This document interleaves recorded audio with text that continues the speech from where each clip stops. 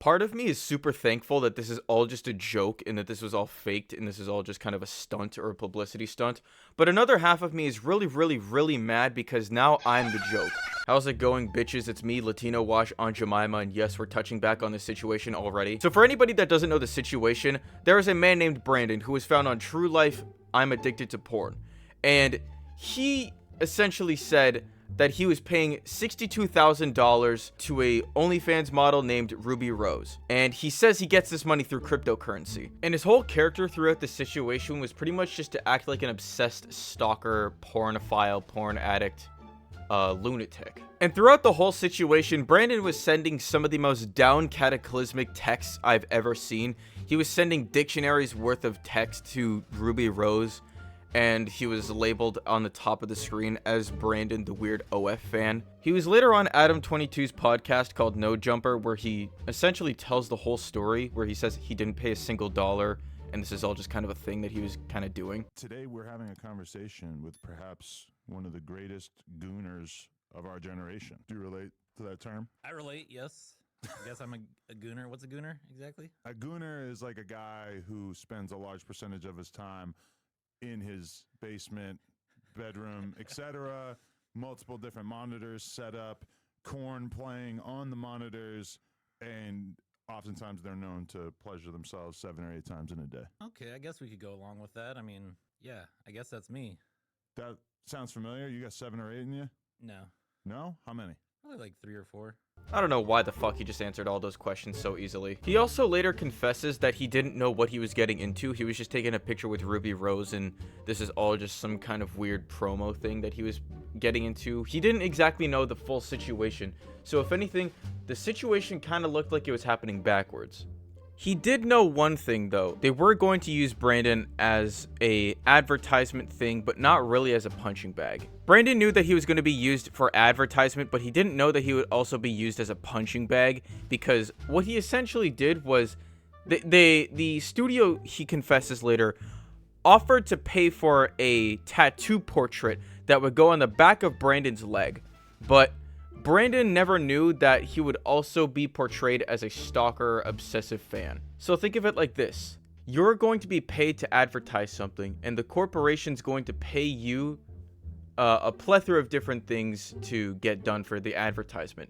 So let's say you're going to get a bunch of billboards put in the back on the side of the highway, but also on those billboards is some fucking childish horse shit. Like, the person who put this billboard up is a fucking creep. The situation worked like this. Brandon was essentially being used as a toy for Ruby Rose to get more publicity out of this, and for this situation to essentially have Brandon be a punching bag for the internet. Brandon, the High Council of Brandon, would like to revoke your sentence. You will not be executed by Christmas Eve. I want to speak to all the people out there who are looking at what you've just said and they're feeling kind of dumb because they're thinking, holy shit, I can't believe I got fooled. Nothing is ever real on the internet anymore. I can't believe that I got tricked. I was in the same exact boat. There was a guy, I won't say his name, but he's very, very high up at OnlyFans. Like, he works in OnlyFans corporate. And we obviously ended up bringing up your situation because it came out like that day. And the guy kind of rolls his eyes at me and he's like, yeah, that shit's not real. And I immediately felt the same way that everybody at home feels, which is I felt like a fucking dummy for falling for it. And even earlier that day, I had said to Lena, I'm like, you know how easy this would be for us to one up, right? So there you have it.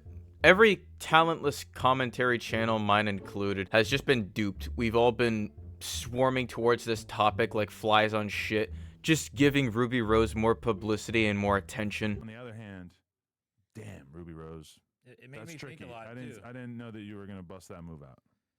Yeah, and like, I mean, they were like kind of like hinting things, like when the team was talking to me, or the agency or whatever the fuck it's called, I don't even know what it's called. They weren't like telling me everything that was going on, so it was like I kind of had like, after I was like realizing what was going on, I was picturing it in my head after a while, and I was like, this is what they're doing. They're like trying to, they got the character, which is me, and then now they're gonna figure out something else to, that's when the True Life shit came in. So now they were able to do this. They used one picture, makes me look like I'm a weirdo. But yeah, no, I was hanging out with her for probably like 2 hours, maybe three tops. We smoked. What else? I almost tried to freestyle, like a little bit. So Brandon admits that he didn't even know the situation was going to be a situation. He says that he was just shooting the shit with Ruby and a couple of her studio producers, I guess. And he was, just smoking a couple of darts, shooting the shit. He even said he was going to freestyle rap a bit. But later on, he also, in this podcast, confesses that he was basically propped up as a puppet from the single picture that we saw of him and Ruby Rose standing next to each other. Ruby wasn't even touching him, and he was just kind of standing there doing this or whatever. And it was kind of like the Biggest Loser standing next to the hot girl at high school.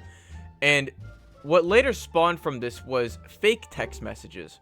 Those text messages that were the big talk of the hour about Brandon were all faked, which he later goes on to confess. Yeah. There was also there was another round in this whole viral cycle in which there was a screenshot or a screen recording of a bunch of texts. Yeah. That's right. Yep. And were those actually you?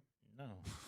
That's why I was like, they used the Brandon weird OnlyFans guy or whatever, right? And that was what a lot of people said was, look at this fool who spent all this money on this girl and she won't even save him under his real name. She saves him as weird OnlyFans guy. And so let's break down everything that's happened.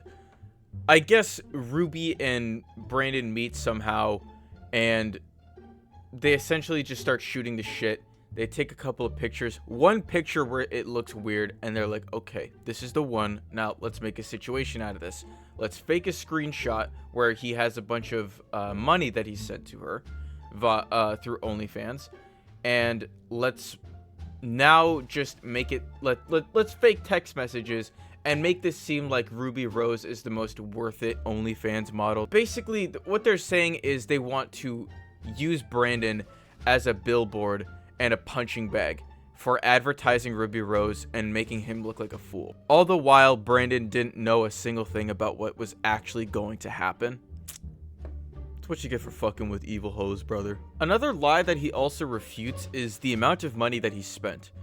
Brandon admits that he's on OnlyFans, but he says that he has never spent a single dollar on OnlyFans. Now, whether or not this claim is true, I think is, up for debate. But one thing definitely does sound, believable, and it's the fact that no sane human being would spend $62,000 fucking dollars on one person. Insane amount of money was very, very captivating to people. Yeah, I've never spent $1 on OnlyFans to this day. Ever? Actually, Wow. when you create your account, technically, Yeah. I think it charges your card like a little bit. So I guess maybe I did spend like $1 or something maybe on OnlyFans. Oh, it'll 'cause give I you have what? my own account. It'll give you like 4 cents, and then you have to confirm by saying you Yep. got a 4-cent deposit. Yep.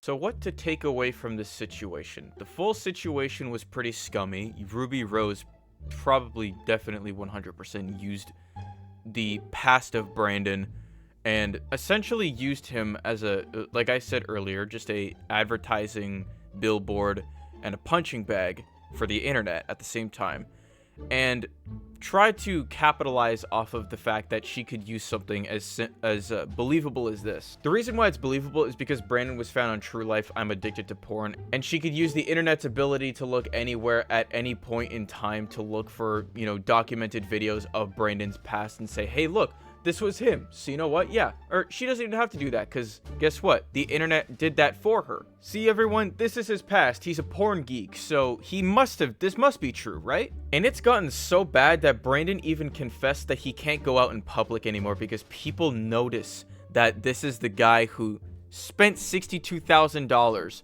on an OnlyFans. Like, I mean, what has it been like becoming this famous for such a bizarre thing? Like, what has this experience been like? Is it bad? I was thinking in my head it might have been bad, but I got like some reassurance because people are like, your friends know that you're not this person, so just go out in public, And I was like, I can't go out in public with like the way that things are making me look like I'm a Bitcoin billionaire, all this shit. And then I just went out one day and it was cool. I mean, people were asking me, do I know Ruby Rose though? Like I was like, yeah, I know. I mean, I know her, yeah. But have you told anybody about this being fake besides me? No, I mean, just the people that know. And I mean, even my aunt, she hit me up saying you're spending $62,000 on this girl, and I have it on like DM and stuff, and I was like, no, I've spent more like 76,000 now because I knew the money was going up and shit. So I've been playing the story, you know, playing along with it, because I knew like I can't really tell anyone, you know. I have like friends from like 10 years ago hitting me up, like all of a sudden, and then they're like wanting to probably hear the story, you know, because they know something's up, you know. Okay, yeah. It's all up until things are, you know, said and done, and then you're looking back on the experience and you're thinking, what did they want from me? Then you'll suddenly realize, oh wait, maybe they were just going to use me for something. Overall, I've got to say this is a really shitty situation. I don't exactly know who to believe or who to trust. I do feel like if this was, you know, if Brandon is actually just a victim of being lied about, this is really fucked up, and I feel bad for Brandon. I feel bad for Brandon on multiple different reasons. Number one, he's addicted to porn, and he's now just admitted on the podcast that he's a self-admitted gooner. You know, my condolences, because that's, you know, it's gonna fuck you up mentally. But also, I feel bad for the fact that everybody now knows him as the guy who spent $62,000 fucking dollars on an OnlyFans, which he didn't, and now he has to lie about, so that way he doesn't really draw too much attention or make this a big fucking controversy. But I guess now, a few days later, he decided to come out and say, hey, this is a situation, and I just want to settle this, I want to clear the air, I want to, you know, tell the narrative how it actually is, instead of it just being from Ruby's perspective where she's corrupting what I'm saying or adding false narratives. Brandon may no longer be an incel, but he is still a gooner, and I have to say that's still, you know, something that we have to punish as the High Council of Brandon. We will be thinking of your punishment another day. Now, for anybody watching back at home, please consider leaving a like and subscribing. Our road to 200 subscribers is actually very, very, very, very close. We're at 170, I believe, since I checked, and I'm hoping soon that I can go live and, you know, stream a bit. I was actually thinking, why don't we do something fun while we're on stream? I was considering maybe we can get a couple of people to play some games with us, you know, shoot the shit. Maybe even react to some videos that'll piss me off or some funny shit. Make some funny VODs. Have fun, you know? And with that all being said, this is Maple Syrup Individual. Fuck you.